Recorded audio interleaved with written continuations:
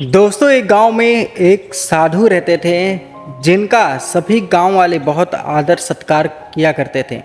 साधु को भिक्षा में अनेक वस्त्र, उपहार और धन आदि मिलता था। उन्होंने इन वस्त्रों को बेचकर बहुत सारा धन इकट्ठा कर लिया था, लेकिन साधु को हमेशा अपने धन की सुरक्षा की चिंता रहती थी और वह किसी पर भरोसा नहीं करते थे। एक दिन की बात है, उसी गांव में एक ठग भी रहता था जिसकी नज़र साधु के धन पर थी। एक दिन उसने निश्चय किया कि वह भेष बदलकर साधु को धोखा देगा।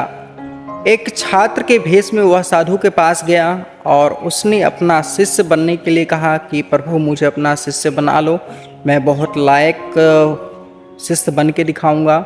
साधु तैयार हो गया और ठग अपनी योजना में इस तरह से सफल हो गया। वह साधु के साथ मंदिर में भी रहने लग गया और साधु की बहुत सेवा की और चापलूसी भी करने लग गया साथ साथ। दोस्तों, एक दिन की बात है, टाइम कटता गया। एक दिन साधु को पास के गांव में एक अनुष्ठान के लिए बुलाया गया। रास्ते में एक नदी थी।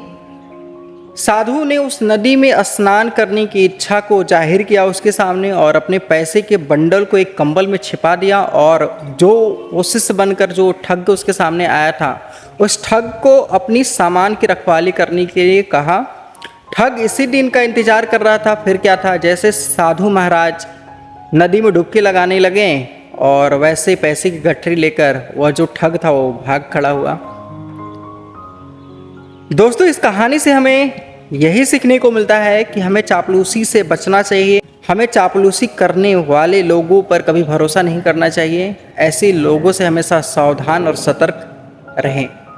तो दोस्तों, कहानी छोटी सी है, लेकिन हम इसे अपनी लाइफ में अप्लाई करके बहुत कुछ सीख सकते हैं और आगे बढ़ सकते हैं।